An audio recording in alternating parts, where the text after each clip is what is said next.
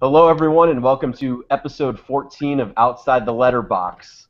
Today, we're going to be discussing what we've watched recently, some recent film news, and discuss this week's blockbuster hit, Transformers: Age of already messing up there, Age of Extinction. I'm Nick, taking over for Paul this week, who has decided not to partake in this podcast for reasons against Michael Bay. Apparently, not a big fan of him, I guess. So this week I am joined by our usual co-host, who's actually been gone for a couple weeks now and is finally back from his wedding and honeymoon, Joe Campbell. So welcome back, Joe. Howdy, Nick. Good to be back. It's been, I think, almost like a month now. I know, it's been a while. But first, you can find more episodes of Outside the Letterbox on our website, the-letterbox.com, and on iTunes by just searching for Outside the Letterbox and on FeedBurner. Leave us a review on iTunes or comment on our site. We also actually just got our Twitter feed up, I think last night. So we'll post a link to that. So first off, we're going to start with what we've watched recently. So Joe, I'll let you take that since it's been a while. Alrighty, gotcha. Well, I took advantage of this past week to watch a few Michael Bay films that I hadn't seen yet, but I think we're going to get to that later on. So I'll start off with a couple movies that I watched that aren't Michael Bay related. So I've been gone for like a month. I've in New Jersey and Ireland for the honeymoon and that kind of stuff. But anyway, so basically, long story short, I haven't really had a chance to watch a whole lot of stuff. So I haven't seen some movies, like I haven't seen Edge of Tomorrow yet. I still haven't got around to How to Train Your Dragon 2, actually, which I should probably get on that one while it's still in theaters. What I did get a chance to see, though, was since I got back in California, I got a chance to go check out 22 Jump Street. Actually, almost literally the day after I got back, actually, I went to go see 22 Jump Street just because I've been pretty excited for this one for a while, especially considering it's Chris Miller? I think his name is. Chris Miller and Phil Lord. That's right, Phil Lord, who. I don't think they've made a movie yet that I've disliked. I love 21 Jump Street. I love the Lego Movie. Actually, funny thing. I actually rewatched the Lego Movie on the airplane back from Ireland. Oh, nice.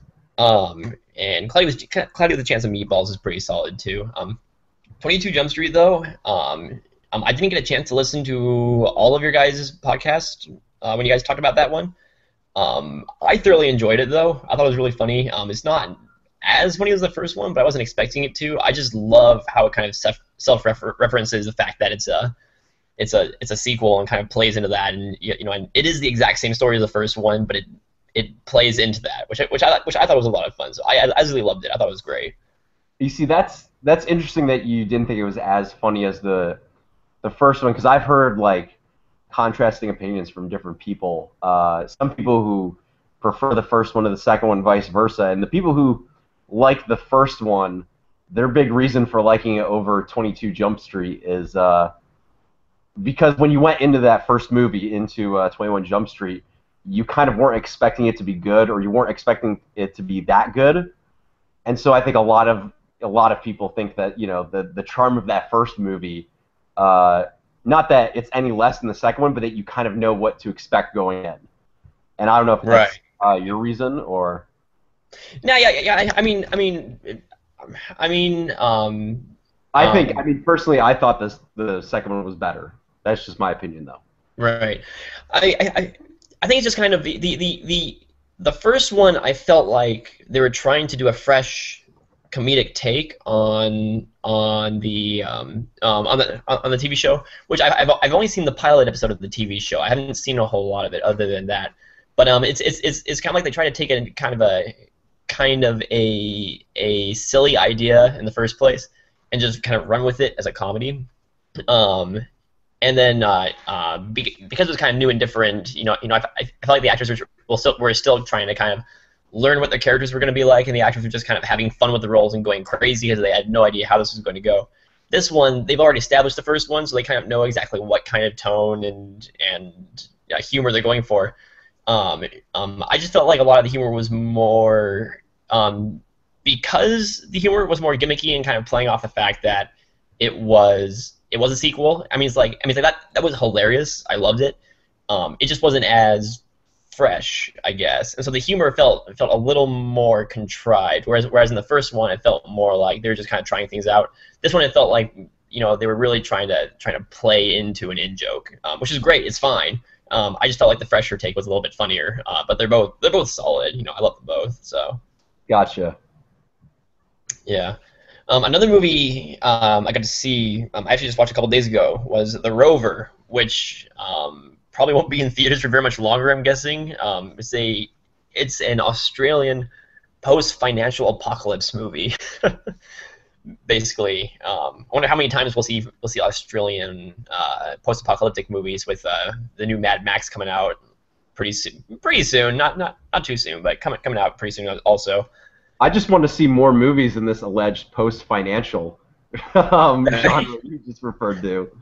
Well, it's funny because in the movie, there is no backstory to it or anything. The only thing they tell you is at the very beginning it says it says like after the collapse. That's all it says. That's all the setup they give you to this world. Interesting. So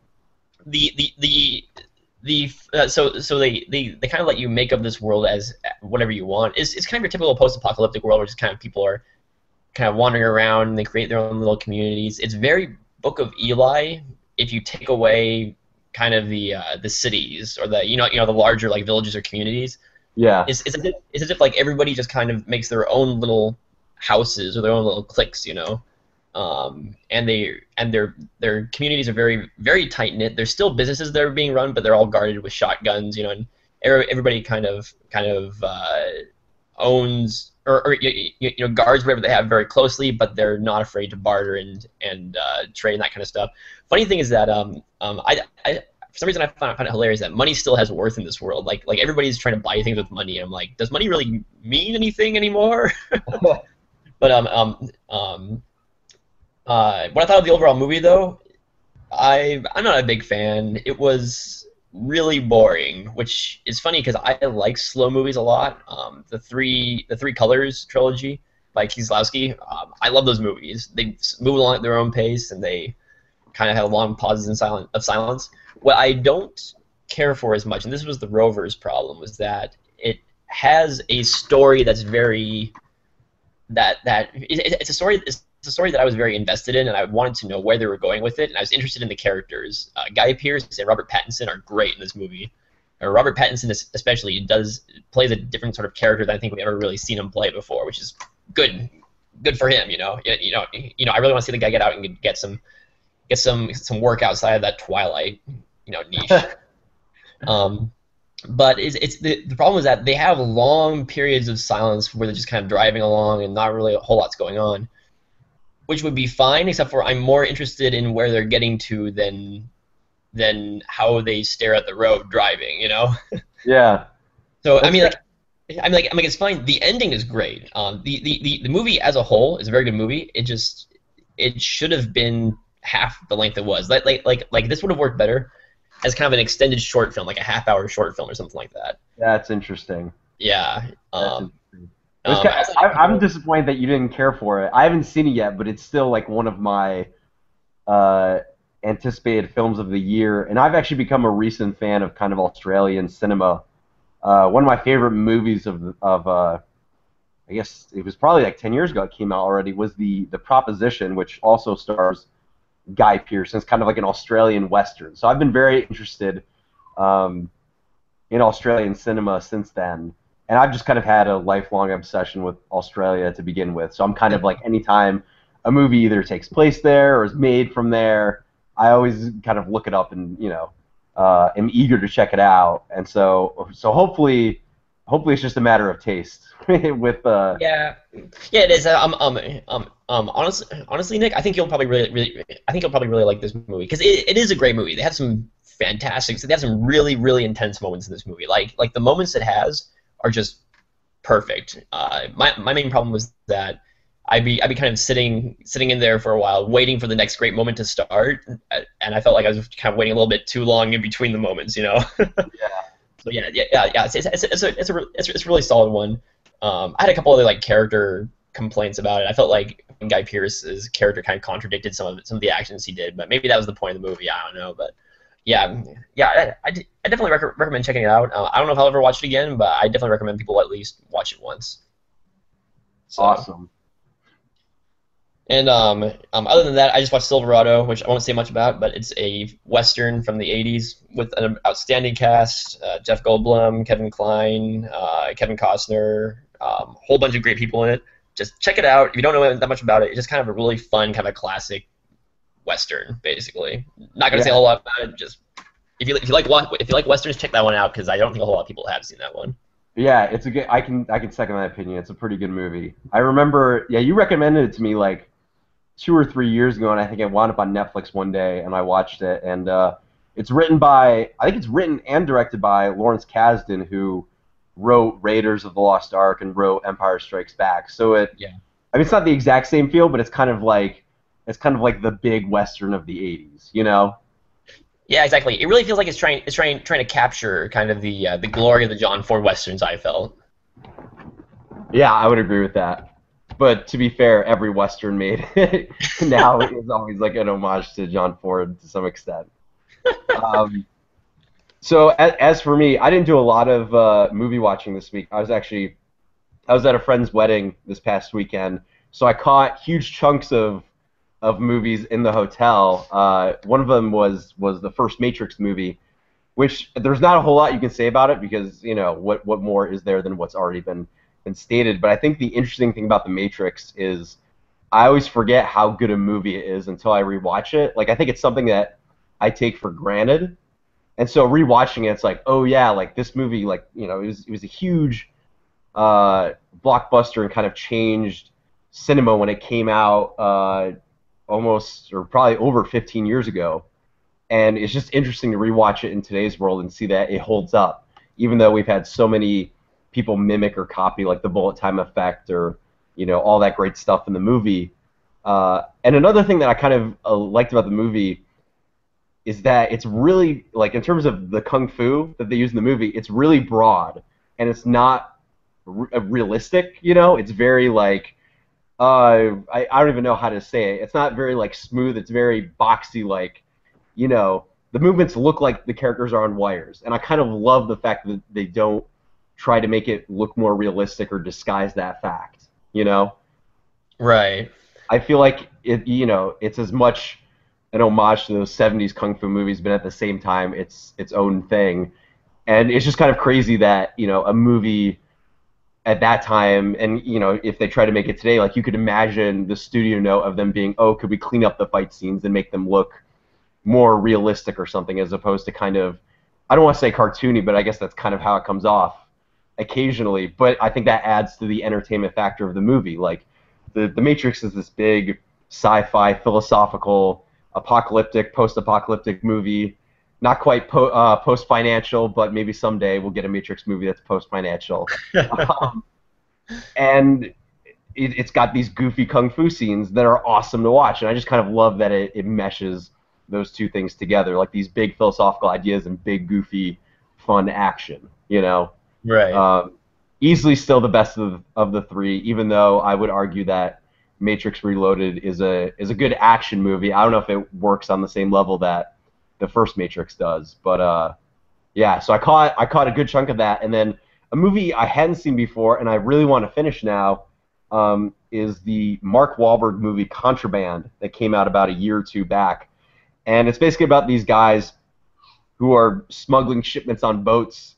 There's not really much else in terms of like the plot. Like it's kind of like your basic setup of this guy's been out of the business for forever, and then his sister's younger brother winds up doing something stupid, so he has to basically repay the debt and go back in the business again.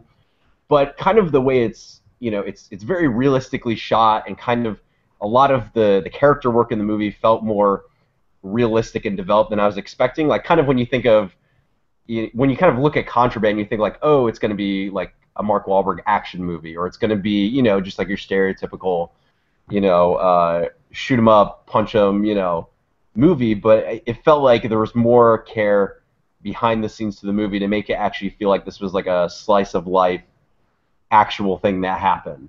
Ben Foster's in the movie, and he's great in it. So really, that's all I can say.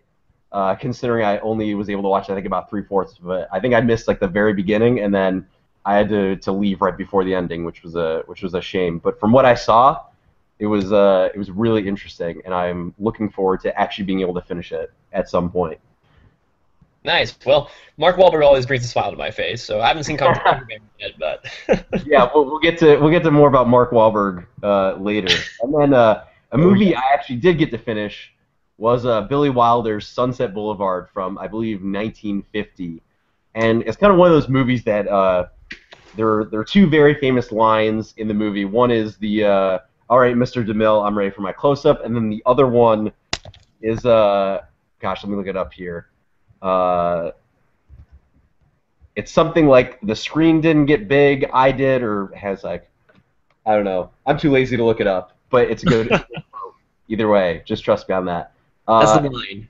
the movie is basically it's about this writer who winds up getting connected with and kind of working for this actress who used to be big during the silent era and then kind of fell out of favor like a lot of actors and actresses did once sound came into the picture. And she's trying to make her comeback, but she's kind of crazy and it's not a horror movie, but by the end, like I was genuinely freaked out by the lead actress. Like I haven't seen a performance like that in a very long time, if ever. It's a film noir, but not a film noir in terms of, I mean, there is a mystery and there is a gunshot and someone getting killed involved, but that's kind of the framework of the movie. The rest of it is kind of like just a kind of a highly stylized drama. Um, but it's definitely worth seeking out. One of the my favorite Billy Wilder movies now. Who's kind of a director who can kind of do it all from what I've figured out. Like when I first heard of Billy Wilder, I kind of knew him from like Some Like It Hot and The Apartment. But if you watch something like The Apartment's more of a drama than it is a comedy. And then you get something like Ace in the Hole, which is like a tragedy, like a real life tragedy, and then Sunset Boulevard, which like is like a film noir Hollywood expose that is kind of psychologically freaky at the very end. So I don't know if you've seen that one, but I would highly recommend checking that out. Nice. Well, yeah, I'll check it out at some point. Still haven't gotten around to that one either. Yeah. Well, so I think that's going to wrap up what we've watched recently, and so we're gonna move on to film news. So we've got three pieces of news in the past week that were pretty big. I'm going to start off with the saddest one, which is that Eli Wallach, who was a great actor, died this past week at the age of 98.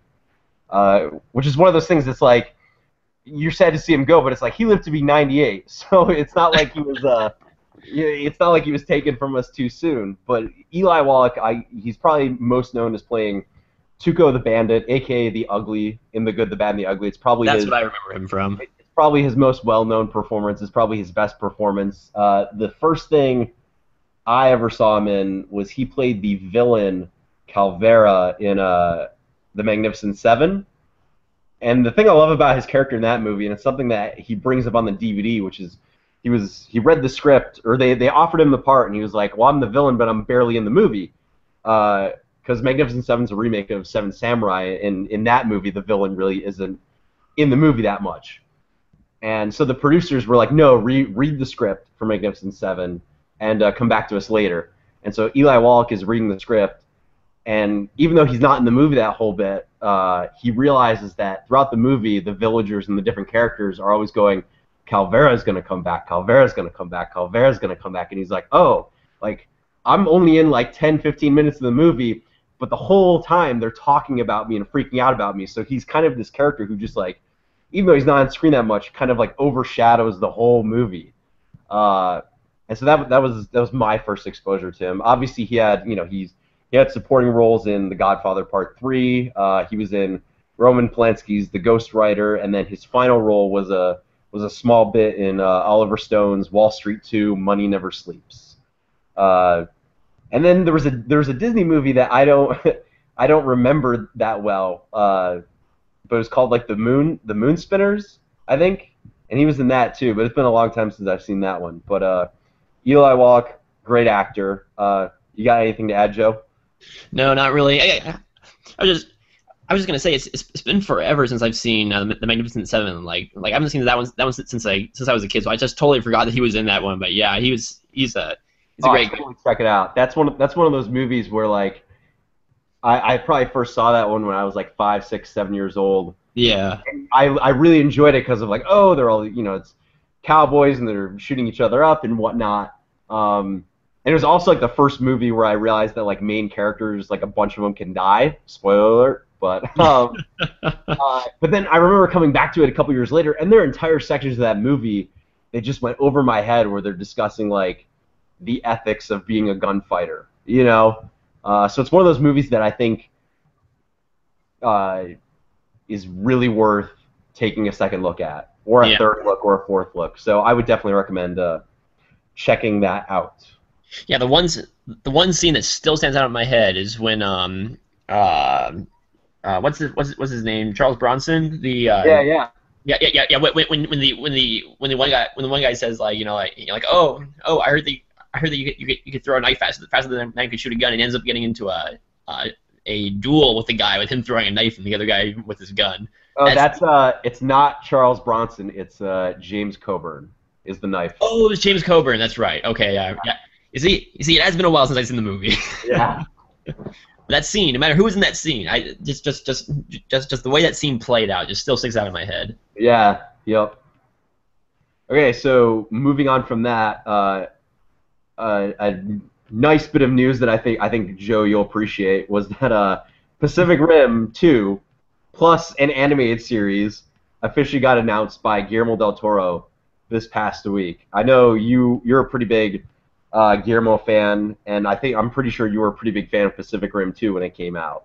I love Pacific Rim. That one's it's not a perfect movie by any means, but it is a damn entertaining movie. So I think it'll be interesting to see, how this kind of how they go forward with it, because the thing that I liked about Pacific Rim 1, and I agree with you, it's not a perfect movie at all. Like, it has flaws, but I think one of the things I liked about it is it told a self-contained story, but that you knew was in a broader story. Kind of like the first Star Wars, where the way the first Star Wars ends, like with the exception of knowing that Darth Vader is still alive, like if that was the only movie they made, Star Wars Episode 4 could still stand on its own. And I feel like that way about Pacific Rim. So it'll be interesting to see where they take that world in a sequel and in the television series, and whether I don't think they've gotten really specific about the TV show, but whether it's a bridge between the two films or if it's a prequel show or whatnot. But I think it'll be interesting to see how they expand the world. Right. Yeah. What's funny is that Pacific Rim is one of those movies that as soon as it was made, you knew they're gonna make sequels about this. It's one of those kind of tentpole movies where there's so many opportunities to kind of expand out from here and go But it didn't really. do more with like the giant robots, the Jaegers and the kaiju and that kind of stuff. Even But though that, like the story itself was self-contained, there's opportunities I think for it to expand beyond that they couldn't pass up. Yeah, I agree, but it was interesting that you brought up success, because the movie was kind of barely successful because it didn't do so hot here in America, but overseas it did pretty good, and enough for them to justify a sequel. So it'll be interesting Right. if people here in America catch on to it, because you figure like Pacific Rim is probably a movie that's playing on HBO now and is probably getting a lot more playtime thanks to Redbox and stuff. That it'll probably build way more awareness than what Pacific Rim 1 got. Right.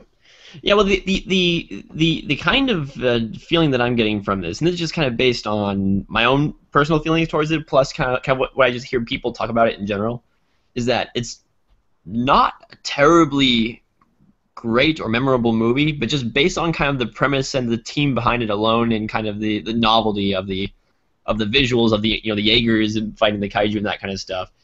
It's kind of building its own sort of, I don't want to say a cult following, but it is one of those movies that kind of has an appeal to a very certain audience. And even though it didn't kind of catch on broadly, I'm sure there is like kind of a self-contained audience out there for this movie who would Yeah. love to see more of this come out. Here's an Um, interesting theory. because they just announced it this week, and it's kind of been up in the air for the past year of whether they were going to move forward with a sequel. I wonder if the success of Godzilla played a part in them greenlighting it, because I mean it's, I mean you could, it's kind of the same genre of of movie. Yeah. Well, it's funny actually. I wouldn't be surprised. Godzilla and Pacific Rim are two very different movies. But just knowing kind of Hollywood in general, I think if they, if they see, oh, look at that, that giant monster movie did really well, that new Godzilla movie did well, strike while the iron's hot, make another giant monster movie. Pacific Rim Exactly, that's what I'm thinking. is what we have right now. The funny thing, I'll come back to this when we get more into Transformers, but Godzilla did something really interesting for me, where it's kind of like it doesn't have nearly as much action as Pacific Rim, but I caught myself caring a lot more for the action in Godzilla. I mean, it's kind of, I mean, as far as just getting invested in the action scenes and really caring about what happened and what destroyed what, and who, as far as the characters being in danger, I was just on the edge of my seat in Godzilla. Even though it's kind of like in the back of your head, that everything's gonna be all right in the end, or at least you presume so, because you're like, oh, it's a big Hollywood movie, they won't hurt all the characters and that kind of stuff. It still did a great job of just kind of putting you on the edge of your seat. Whereas Pacific Rim kind of tried to do that, but that also got caught up in the novelty, like I said before, just kind of the giant robots and the giant monsters fighting each other. But in that one, even I felt like I would.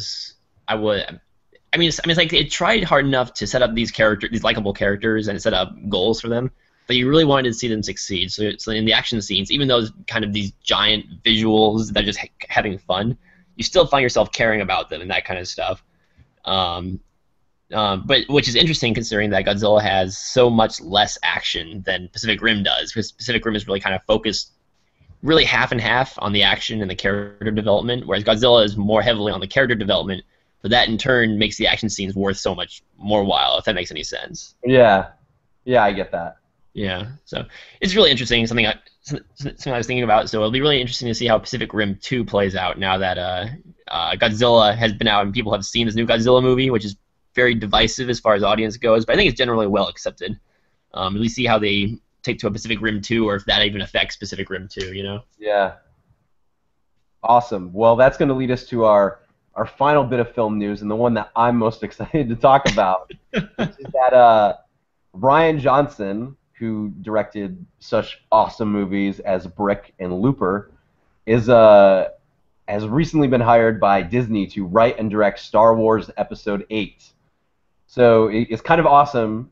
I wasn't expecting this news at all. It kind of makes sense though, because Episode 7 is supposed to come out sometime next year.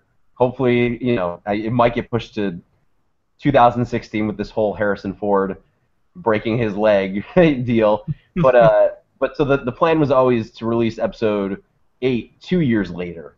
So if they wanted to get moving on that, they were going to have to get at least another writer or director on board. And I don't know if I just kind of thought that maybe JJ would direct it, or if he would just step back and let someone else produce it. I'm kind of excited that he's letting someone else direct it, and letting someone who with the caliber of talent of Rian Johnson. And I think it makes sense if you want to make original trilogy comparisons to this. J.J. Abrams, movie as of now, might be the fun first installment, kind of like A New Hope is. But then Rian Johnson, his movies are way more character driven, which is kind of more characteristic of something like An Empire Strikes Back. And I think it's kind of a bold move on Disney's part to go with Rian Johnson, because he's got a lot of geek cred, but he's not a well-known director by a lot of people. A lot of people might know his movies or know of at least like Looper, but he's not a big brand name.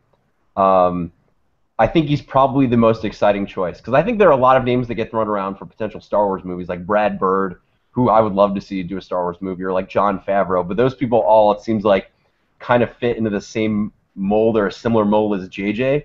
And I think Ryan is just enough outside of the box that his announcement, kind of makes me go, I'm intrigued to see what that movie is. Like, I don't immediately know what that movie is in my head.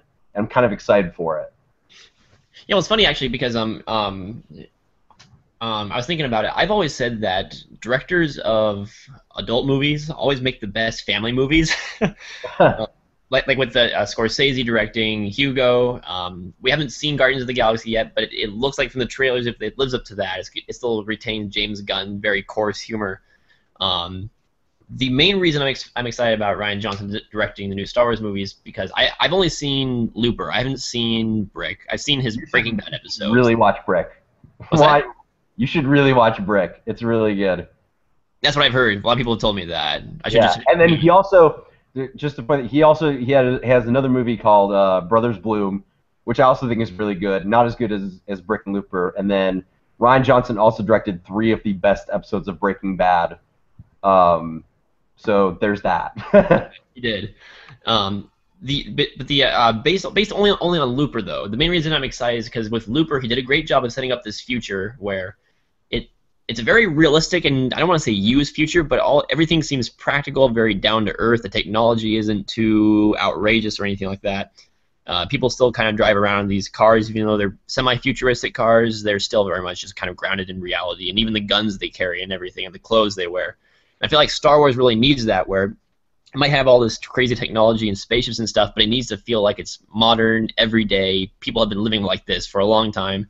It doesn't feel shiny and new and that kind of stuff. It doesn't have to look old and beat up, but at least has to look like people have lived in this kind of way, have lived this way for hundreds or thousands of years, and they're just used to it and comfortable with it. I think he'll really pull that off really well. Yeah, I agree with that.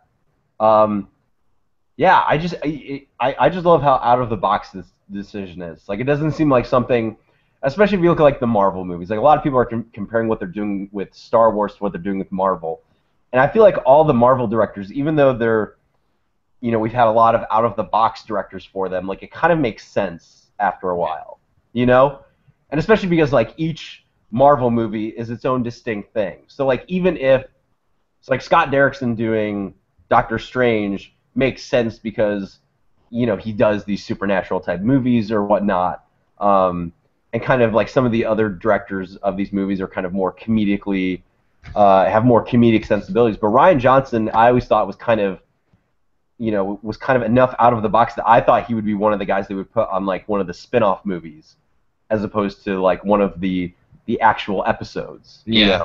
I think that's where we expected someone like Brad Bird or Jon Favreau or one of those guys to get those gigs. And so I'm really excited that they went with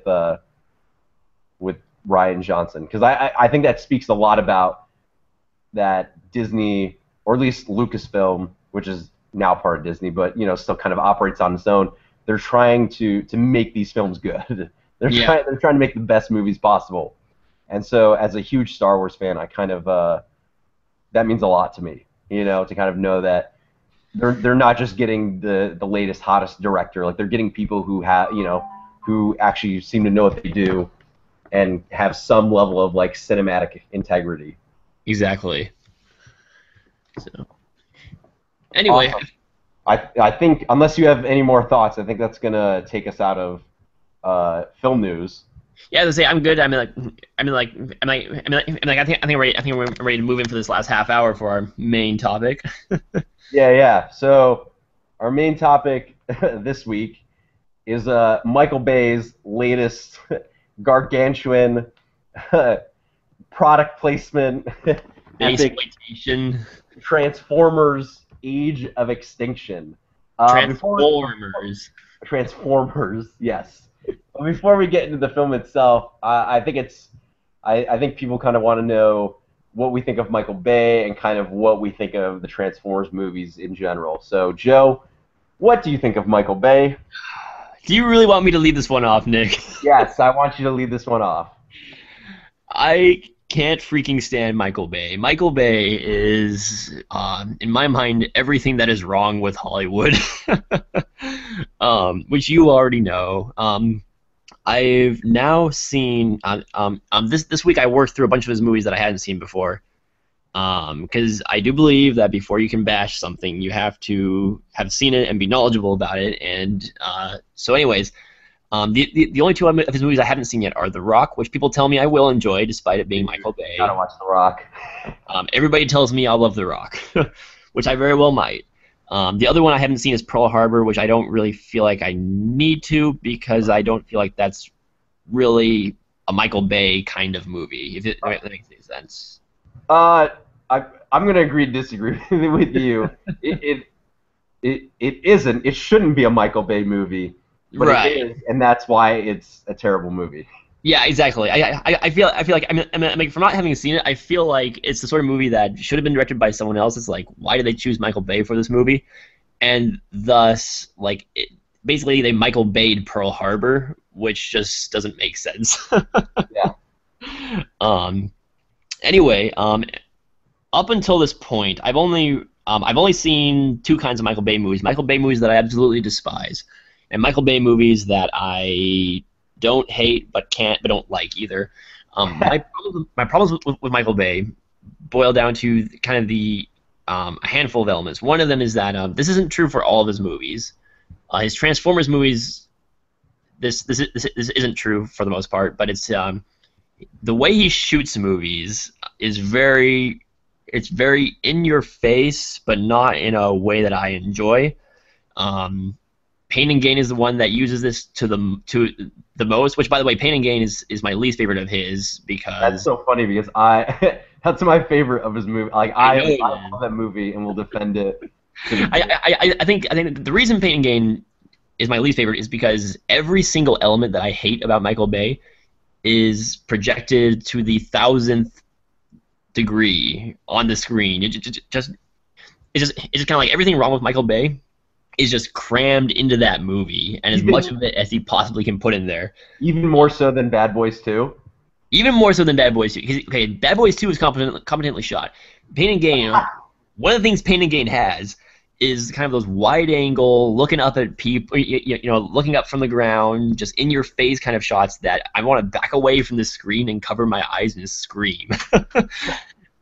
It's Pain and Gain is loud, it is obnoxious, it is annoying, and so is most of Michael Bay's movies. His humor in that one, it's very he finds things hilarious. I'm like, okay, Michael Bay's sense of humor it's as if he was a 5-year-old child that stayed 5 years old, except for when he grew through adolescence, he still found, like, oh, sex and boobies are funny. So it's like it's a juvenile sense of humor that, anything crass has to be ultra crass if it's going to be funny because it's just hilarious. I love Bad Boys 2, by the way. Bad Boys 2, I just watched recently this past week. It's the one of his that it has a lot of his problems in it, but he tones down a lot of his stuff. Like one of the things I don't like is his female characters are just they are literally there for no other reason than the camera to ogle them, and that just really really bugs me for some reason. Bad Boys 1 had that, I think, the worst out of all of his movies. All Bad Boys 1 is still kind of fun, for the most part. Bad Boys 2 fixes this by cutting out almost all the female characters at all.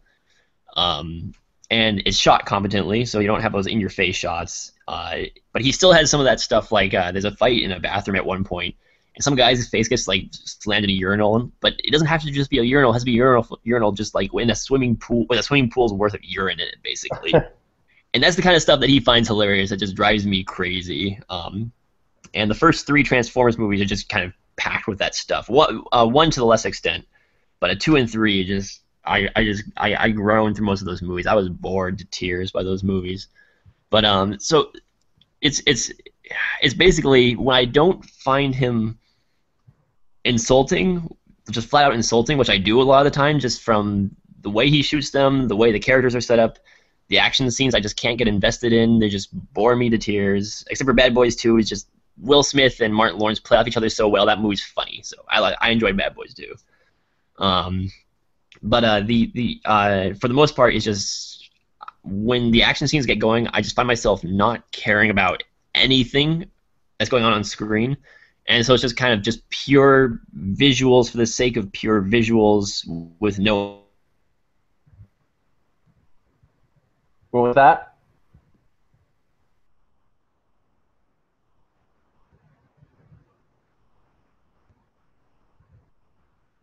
Hey Joe,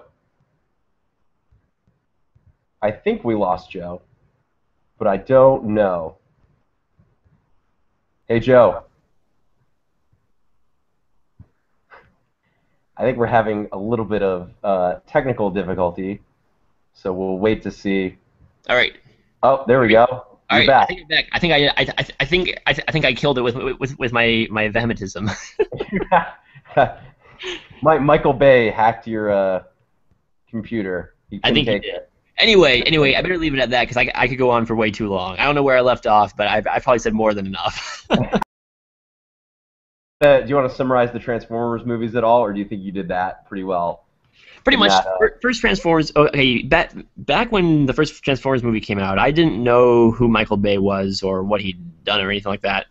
I mean, like I'd seen Armageddon. I didn't care for Armageddon back then. Then the first Transformers movie came out. I was kind of excited for it.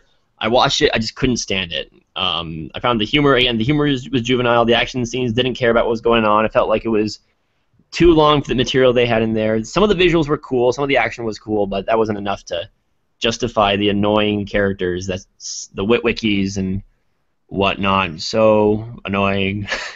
uh, and then number two, which I saw on I think DVD or whatever afterwards. That was everything I couldn't stand about the first Transformers, but multiplied by a lot. And so I just didn't get around to seeing Dark of the Moon until this past week. I forced myself to sit down and basically marathon the first three to get me caught up before the new one. And Dark of the Moon is just more of the second one, and it's just loud, annoying, draws itself on way too long. I mean, like, the problem is that I could take them as just pure popcorn entertainment, but I find myself just getting bored during these movies, just during the long action scenes. I lose all investment for anything that's going on, and I just lose attention at that point, especially considering that these movies are getting longer with each one. This new one was almost 3 hours long. Yeah, it's like 165 minutes. Jeez, it was ridiculously long. And I don't care how good your movie is. Lord of the Rings movies are fantastic. They are still freaking long movies. We should make this podcast go to 165 minutes. to honor Michael Bay, this podcast will go on as long as Transformers 4. All right, so I guess that that's up to me now to Counter argument. counter argue. Well, okay, so I like Michael Bay. I think he's a good director. I don't think all his movies are good movies. I think we kind of touched on it earlier. I think he was a terrible fit for Pearl Harbor. I think especially something that's like based on a true story, and like tons of people died unsuspectingly that day. Tons of people who survived that are still alive today, you know. But yeah, there's something about Michael Bay that I just kind of dig. And I don't know if it's, I've kind of been like the past month and a half, I've kind of been going through kind of like the Michael Bay, Jerry Bruckheimer, Tony Scott, like those 90s and 2000s movies that are, you know, action-packed, drenched in sweat, you know.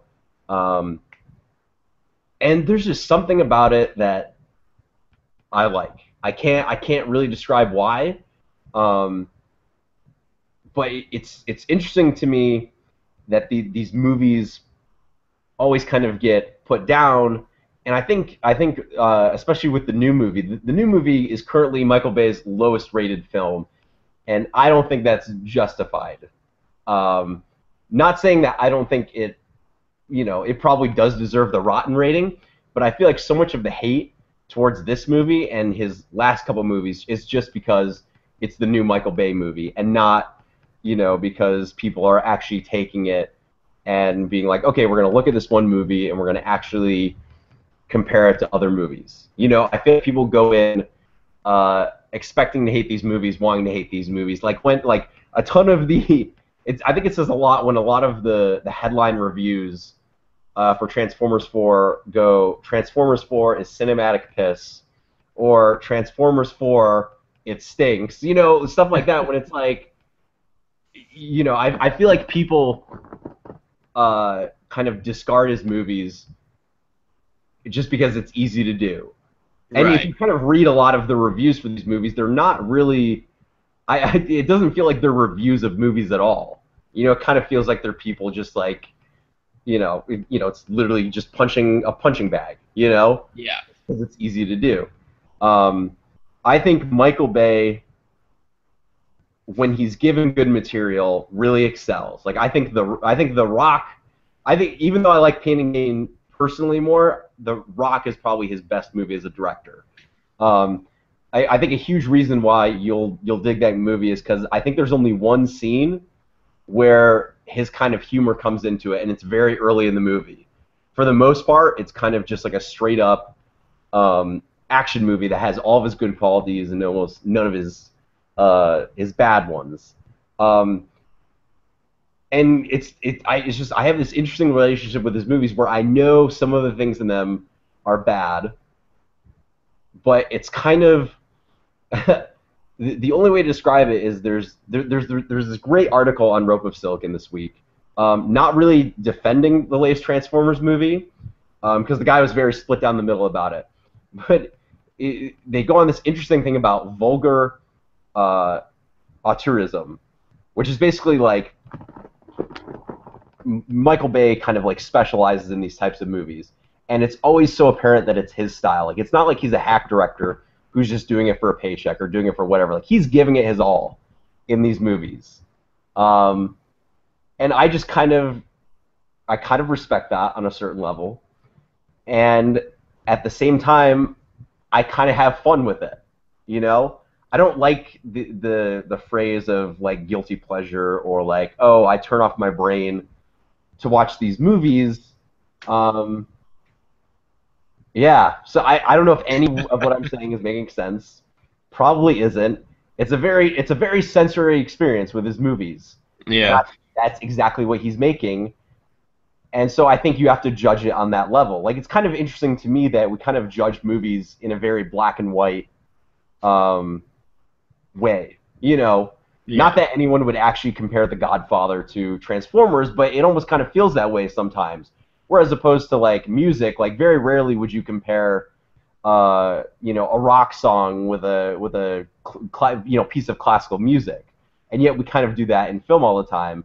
In music you kind of have all these genres and distinctions, and I feel like with Michael Bay, he's very much in a different genre and a different mode of filmmaking, and you can like it or not like it. It's kind of one of the reasons I respect Paul for kind of stepping out of this. It's kind of the if you have, I don't think he saw the movie, but two, it's kind of the like, if all you're gonna do is kind of trash talk a movie, or if you've got nothing actually constructive to say about it, then bow out of the conversation, I guess. So I guess the whole thing to me is I think Michael Bay and a lot of other directors, I think Tony Scott is very similar to this, is they're kind of operating in a different, not necessarily genre, but different type of movie. And it's one that's very much, visual, sensory, kind of pushing things to the extreme. Uh, and yeah, I kind of dig it. That's all I'm going to go for. I'm sure if I could write this whole thing out, I can make some explanation that made sense, but that's what you're going to get right now with me off the cuff. It's funny because you mentioned earlier that you don't like using the term guilty pleasure or turning off your brain. I think we mentioned this in previous conversations before, not necessarily on the letterbox, but just in conversations before, how I have absolutely no problems using the term guilty pleasure, because for me, But a guilty pleasure immediately makes it sound like you're ashamed of it. When if you like something, I feel like you should stand up and try to defend it. You yeah, know? or sorry. Well, I think the phrase we talked about before was specifically turning off your brain for a movie. Yeah, yeah. Yeah, because I I don't think there's anything wrong with watching a stupid movie and literally just kind of turning your brain off, not thinking about it, just kind of sitting there and enjoying just kind of a stupid movie, even though you know it's bad. You're just kind of like, oh, okay, yeah, it's not a good movie. It's just a popcorn muncher. It doesn't need to be that intelligent. I can just sit here and enjoy it for what it is. Mm-mm. Um, if a movie is, if it, I mean, like for instance, Roland Emmerich, I pretty much enjoy most of Roland Emmerich's movies. I didn't care for 2012 because that one was another thing. It went on too long, and I didn't really care for a whole lot of it, or for a whole lot of what was going on in the film. But like even stuff like I love White House Down. White House Down isn't an intelligent movie. It's not even, I would say, a very good movie. It's just kind of your generic, hit all of these story points, hit all these character points, throw some cool action scenes in there, cut it, print it, you're done. That is one that I'd say you have to go in with your brain turned off to enjoy it the most, because again, like, it's not a bad movie. It's not a very good movie. It's just kind of a silly action movie that hits all the right points and just gives you a good time without really being anything more than that. Yeah. Um, and so it's kind of like I mean, I like a lot of crap. I like watching a lot of B movies, movies that I would say are genuinely bad movies. But a lot of these summer blockbusters that come out, I feel like for the most part, they're not really good movies, but I don't really see any reason to bash them a whole lot. I mean, it's kind of like, I watch a lot of these blockbusters, and I'll be like, kind of like, yeah, it wasn't a very good movie, but it was exactly what I was expecting. I just I went in, killed a couple hours, had fun, walked out. Yeah. I mean, it's very much like. I mean, with a lot of these movies, it's very much like going on a roller coaster. You know. Yeah, exactly. And it and So, it's so, so and Michael Bay, he knows how to shoot a movie well. I mean, like Bad Boys 2 is shot very well. All his Transformers movies, they're shot very well. He knows how to point the camera. And I think he can do great things, and he has done great things. Again, like, I love Bad Boys 2. Um, I didn't like Armageddon, but I remember scenes of it. I don't really remember The Island that well, but I remember not hating that movie. What I feel like where I feel like he could use his talents most is I feel like he's a cinematographer or an effects guy or just kind of like or even an action scene choreographer who really really really wants to be a film director. And someone needs to tell him, hey, look, Michael Bay, these are where your strengths are, because you know how to shoot an action scene really well. Give your talents to a director who knows how to direct actors and characters really well, and you work with a really good script and a really good story, and put what's best about you into something like that, and I think you'll really thrive there. Yeah, Um, I remember there's one person who said Michael Bay is the greatest second unit director of all time. exactly, I agree with that. It's very true because he actually I he does direct his own second unit. He literally directs every frame of the movie. Um, but yeah, I mean, it's kind of like it's weird just talking about his stuff because in kind of a world where the evaluation of movies is it's either rotten or fresh or thumbs up or thumbs down. Like you can't. I don't think you can really judge a Michael Bay movie in that way. Kind of because if you think movies are art, why are we kind of doing everything in kind of a black and white way? And so how can you judge a movie that is basically just sound and fury and is kind of like that's what it is, deal with it? It's kind of I don't know, like it kind of goes back to what I'm saying earlier that I don't know if it's not necessarily a genre, but it's a different type of filmmaking. yeah, And like I said, like you either go for it or you don't. It's the same. Like I would argue that it's the exact opposite extreme, but I would say it's in the same level of something with Tarkovsky, where you have 20 minutes of looking at traffic, and it's yeah, one shot or whatever for forever, as opposed to mayhem and destruction in a traffic setting that has, probably 20 cuts in a minute. yeah. Um, so I think that's kind of the best way for me to sum up. His movies are what they are. They're not ashamed to be, what they are. And I would argue that even in some of his movies, like Michael Bay might, and especially in the last two, like I was surprised with Pain and Gain, and then with this new movie we'll get into in a little bit, that it seems like he's being a little subversive and maybe sneaking in certain ideas into his movies, but we'll get into probably right now. I think now is as best the time to get into our official review of Transformers: Age of Extinction. So, Joe, what did you think of Transformers 4? Well, after everything I've said, I really enjoyed Transformers: Age of Extinction. that's probably the best build-up ever. like bashing the way through, and then it's like, but I like the new movie. Yeah, I love Bad Boys too. I've said it multiple times. I'm gonna stop saying it because I've said it enough. But okay. So the way I've been telling people is that Age of Extinction isn't necessarily a very good movie. It's not a bad one though. It's I think especially watching this right after watching the first, like I literally watched was it Dark of the Moon and Revenge of the Fallen. I literally watched those the day I went to go see the new one, earlier that day, Yeah. and like this was just kind of a breath of fresh air. He tones down on everything that I can't stand about him. They still have like the whiny teenage daughter that's shot with all these glamour shots and introducing her from the legs up and all that kind of stuff. Whatever. Yeah, the whole her being 17 is kind of a weird part of the movie. Yeah, but it was toned down though. I never realized it before watching this new one, but I really, really, really hate Sam Witwicky, and I really hate Megan Fox's roles in the Transformers movies, and the other gal in Dark of the Moon, because it's like I realized that I couldn't stand the way Michael Bay cast them, or not cast them, but the way he directed them and the way he presented their characters. Nothing against the actors, but I think a lot of it is for the way that their characters are presented in the movies and the way that they were told to act them. But watching this one and not having them in there, I was suddenly like, oh my gosh, it's quiet. There's no more whining Shia LaBeouf. There's no more.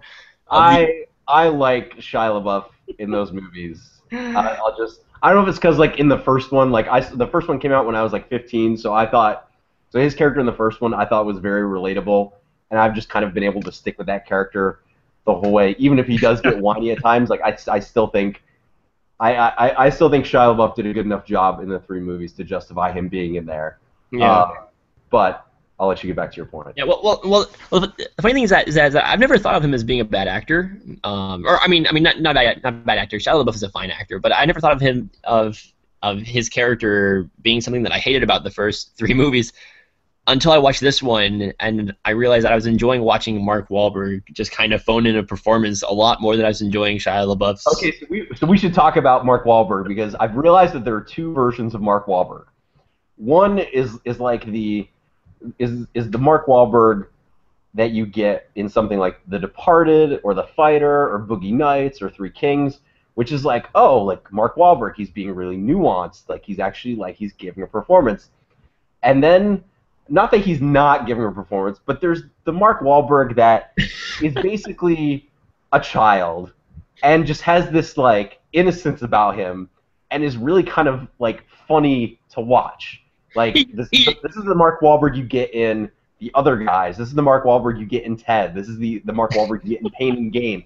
And I love getting him in this movie. He's so much fun. I mean, like again, like he gives a performance here where like I was watching, I'm like, this isn't like the best Mark Wahlberg performance, but it's still one of the fun Mark Wahlberg performances that you still enjoy every minute he's on the screen. It's yeah. I mean, like that guy. I always love seeing him in a movie. I thought he was funny in Ted. It's just. Whatever he comes up in, especially in these movies, and you're right about the kind of two different sides to Mark Wahlberg, but whenever he pops up in kind of that role where he's just kind of the fun childish version of himself, he's just so much fun to watch. I could just watch him all day. This movie didn't have giant robots. I would still watch just for Mark Wahlberg. For Mark Wahlberg, yeah. And speaking of the giant robots, I never thought I would live to see the day where John Goodman plays John Milius as Walter Sobchak as a Transformer. Like that was one of the like I never would have asked for that, but I'm kind of glad we live in a world where that happens. And then having Ken Watanabe play a samurai. He was great. I didn't even realize he was going to be in the movie until I started watching. I'm like, whoa, that's Ken Watanabe. I didn't even know he was going to be in this. Yeah. I actually think even some of the supporting cast is some of the best that we've had in these movies. Like Kelsey Grammer is pretty great as this CIA leader who's really ruthless and willing to stab people in the back. Um, and then Stanley We get the Tucci, like really growling Kelsey Grammer in this one. Stanley Tucci, I think single-handedly makes the movie. I think because his character in the beginning kind of starts off as slimy, and then there's a point in the movie, without getting into spoilers yet, where basically he's kind of he's kind of reduced to screaming and running around, but it's really entertaining. Um, so yeah, I think actually Stanley Tucci might have been my favorite part of the whole movie. Wait, whenever I think of Stanley Tucci in this moment, in this movie, there's one moment that stands out, and it's in the trailer, but in the movie, it just kind of fits Oh yeah, yeah, perfectly. Where there's like a transformer like flying over the car. He's just yelling in slow motion, like "Oh my god!" Which is like yeah, the way yep, he yells that is just I don't know. It's just perfect for the moment in the movie. yeah, yeah. And then one thing that I love about these Transformers movies, and I wish we always got more of, are are the scenes where it's just the Transformers, and it's like a completely CG environment. Um, and I don't know why. I don't know why I really dig those scenes. But it's just there's something about just the robot conflict itself. Separate from the humans.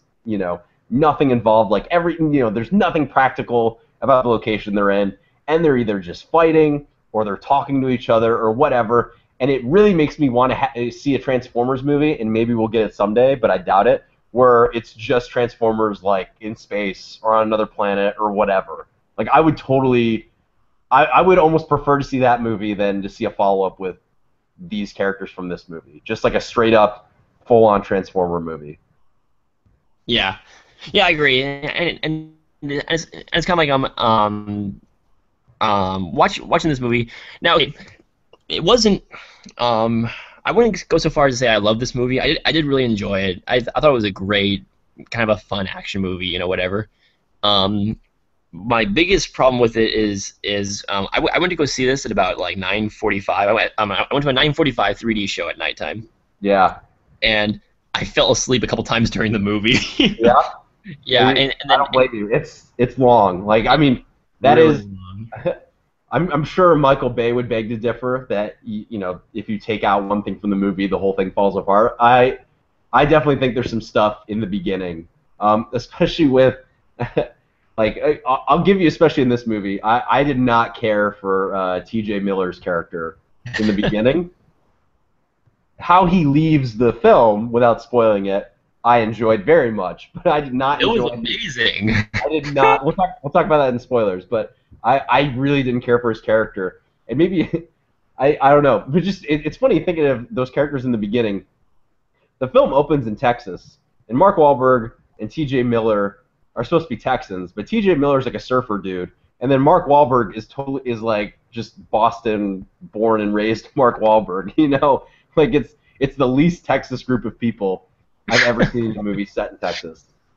Um, yeah, and I think just in terms of like the action, I think I love the end of the movie. The end of the movie takes place in China, and I think for me it just was really visually interesting. There's an action sequence without giving too much away that involves Mark Wahlberg and a CIA operative that looks like it could have been out of a Bourne movie, and it's a cool setup where they're fighting and kind of how that sequence escalates. And there are a bunch of other moments in that China battle that I think is just like the action starts going down. In my head, anyway, I'm like, oh, I haven't seen something like that before. And I think Yeah. that's the thing I always like in Michael Bay movies is like you can argue whether stuff is done successfully or not, but I always find there are a lot of interesting ideas or a lot of interesting setups or sequences or whatever. Like I love the end of the third Transformers movie just because I think there's a lot of interesting set pieces in that huge battle for Chicago. Like whether it's the tipping building and they have to shoot the glass out from underneath them to get out, or that's just what I love about his movies. I think it would be really interesting to sit down with him on a movie and kind of spitball ideas because I feel like he's got to be good at coming up with them, even if you disagree that they aren't, if they aren't executed that well. Like they're really cool, interesting ideas. I feel. Oh yeah, oh yeah, and the visuals are fine too. I'd probably say in this one more than the other ones, I felt like the action scenes were more visually interesting. Like how can you not love the visual of Optimus Prime riding a T-Rex, transformer Grimlock? It's just like it had points in there where I was like, oh, okay, this is pretty cool. This is a lot of fun. The main because these movies always have two villains. They usually have like the human villain and the transformer villain. The transformer villain that they have in this one, I felt like the ideas behind it was more interesting. I don't get into Oh, spoilers, but it was just kind of like I felt like his whole kind of the hints at his story was some of the most interesting stuff in the movie. yeah, I thought he was a really cool character, actually. Kind Yeah, he of, was. someone who's not an Autobot or a Decepticon. And Yeah, yeah, it's just one of those things. It's like that's what I love about each of the sequels is that it's kind of expanded upon the mythology of the Transformers, as ridiculous as it is. But it's kind of like like as soon as you throw a bounty hunter into like any story, whether it's a Western or Star Wars or whatever, like I'm immediately like, oh, this is interesting. Like yeah. I've got a soft spot for those type of characters. But how about we jump into the spoilers? Okay. I Well, think I think it's about time. So this is your warning. We're gonna jump into spoilers for Transformers: Age of Extinction. Not that I think knowing any of this stuff will ruin your experience of the movie. not at all. Um, but if you know you've been warned, so here we go. Spoilers.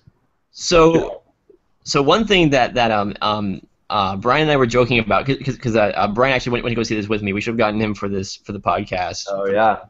But he and I went to go see it together. We came out of it, and he and I were joking about like this movie should have been called Transformers: Optimus Prime is sick of your shit.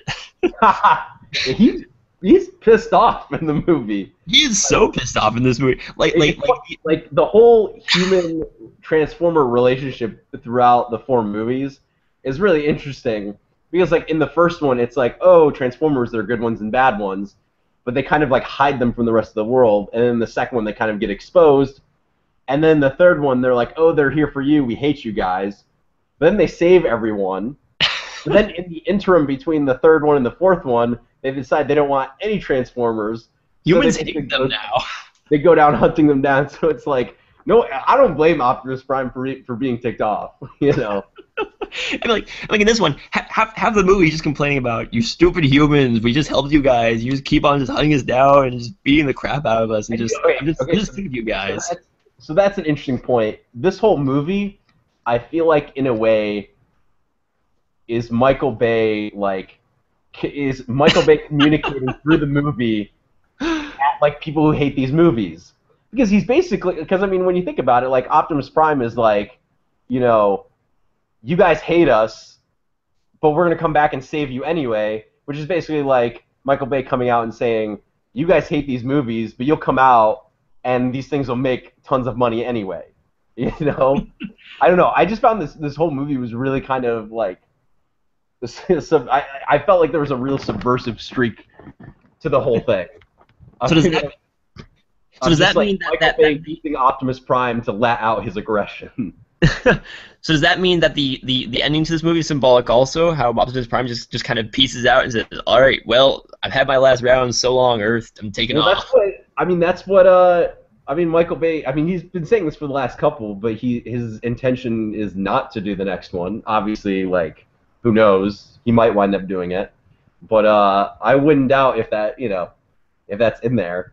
People can argue that I'm looking way deeper than I should be at a Michael Bay movie, but there's other stuff in this movie. And the one thing that I noticed is I kind of have to refer to Pain and Gain, because Michael Bay is kind of known for his like America F yeah mentality, where there are always shots of the American flag. He's huge, the American military is always a huge part of most of his movies.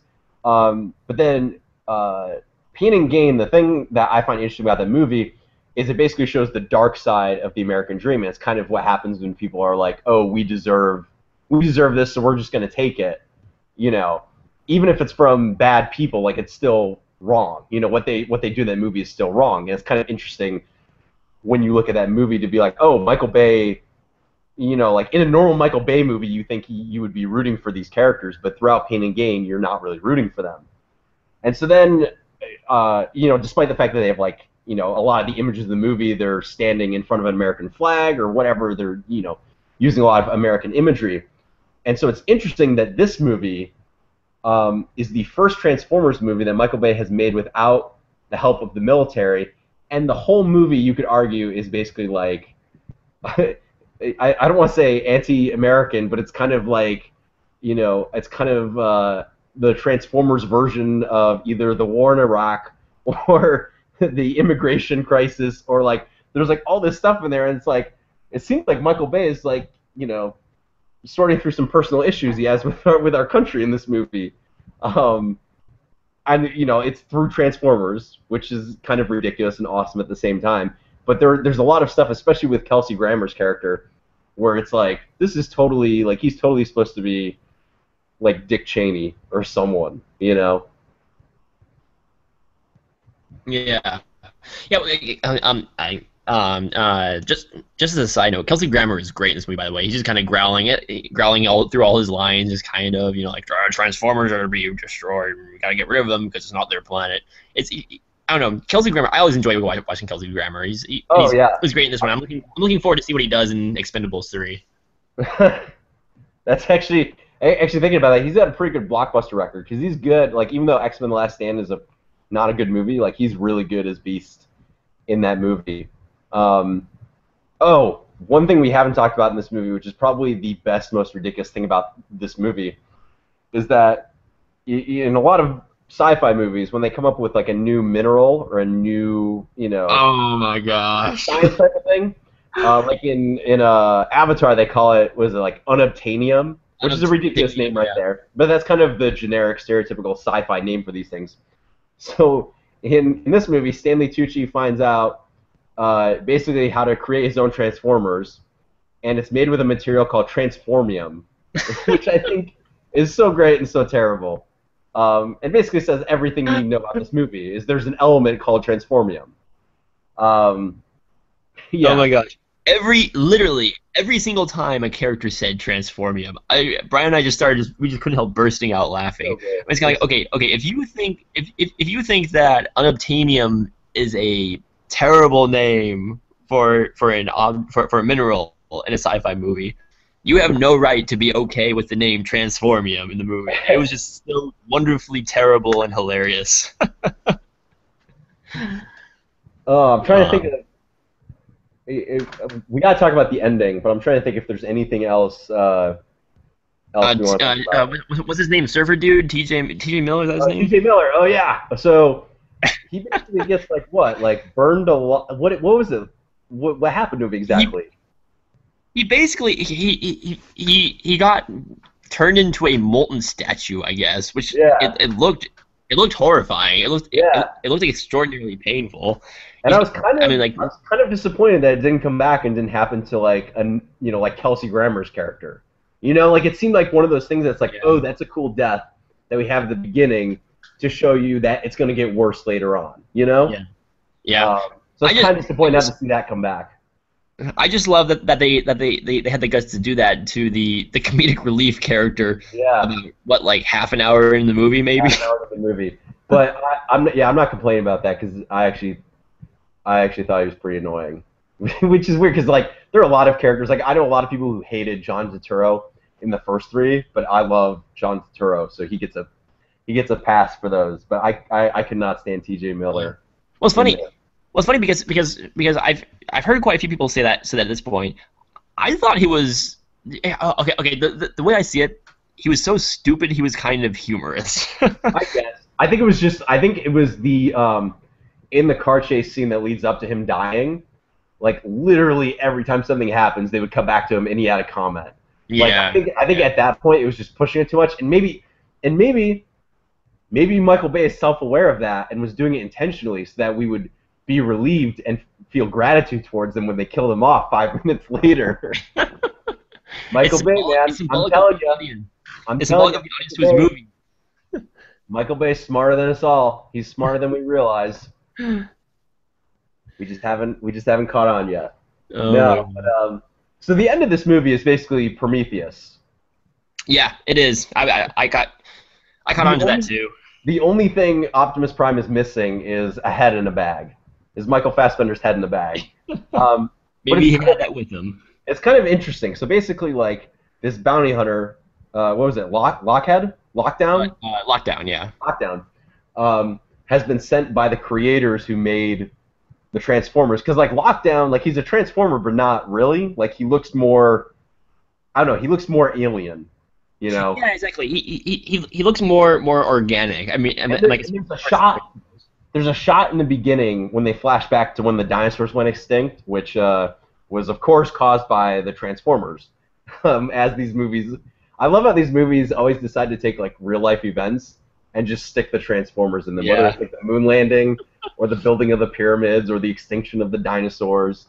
But there's a shot, there's a close up of a hand in one of those ships that looked really alien, and they Yeah. never show what's inside those ships. So I figured that's probably the creators, which Optimus Prime, pissed off and ready to go, is off to is off to find at the end of this movie.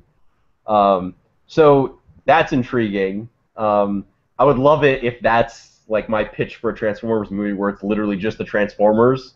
If that's what happened, like I would love a Transformers movie that didn't take place on Earth. Even if like there were human characters involved, if they went to another planet, I think that would be a way more interesting movie. It's just that when Mark Wahlberg and the race car driver dude and his daughter are running around that giant spaceship, like it was just a visually more interesting movie than them running around cities. Yeah. Yeah. Well, it's funny because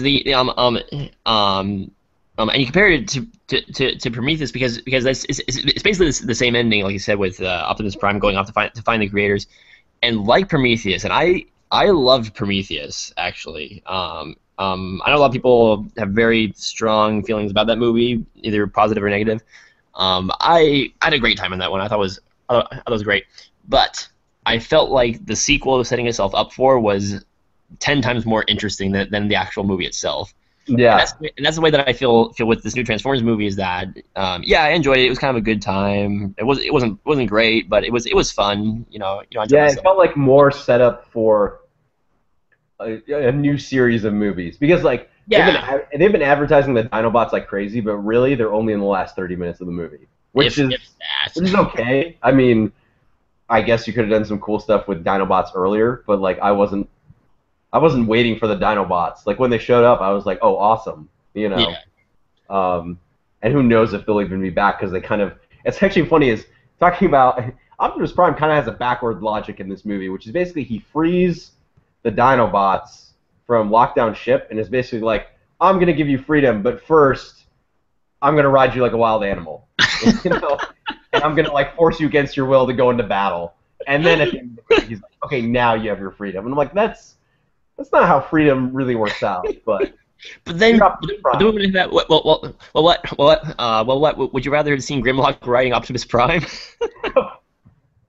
That Joe, sadly, knowing the internet, there probably already is something of Grimlock fighting Optimus Prime.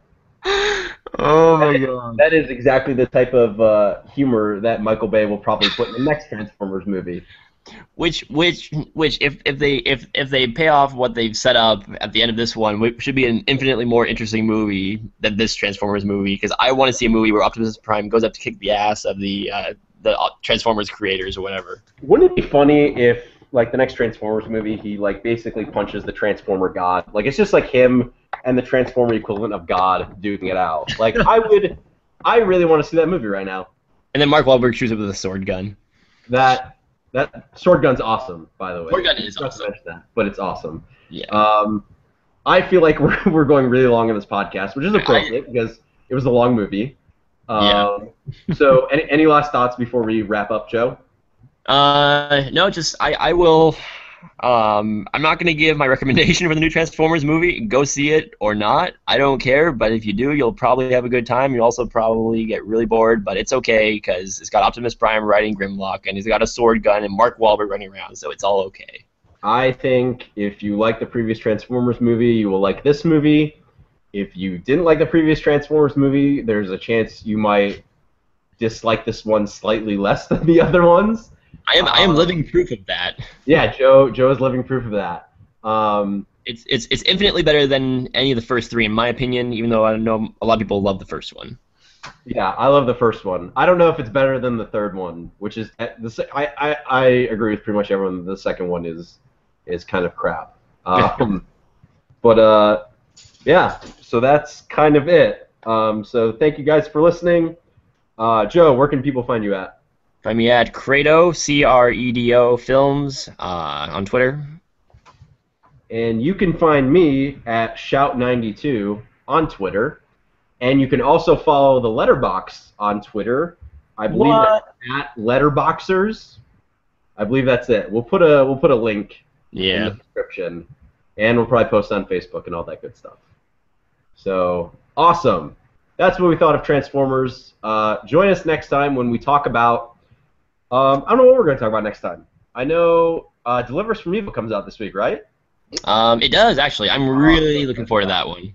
I'm so excited for it, but I'm really scared because I might have to go see it by myself, and I'm easily terrified. So go see it the same way I saw Mama in an empty theater by yourself. Oh, dude, no, thank you, no, thank you. So yeah, we'll probably be talking about that because Joe, Paul, and I we're all huge Scott Derrickson fans. Yeah. Yes. So awesome. All right. Take care, everyone. Talk to See you next time. Roll out.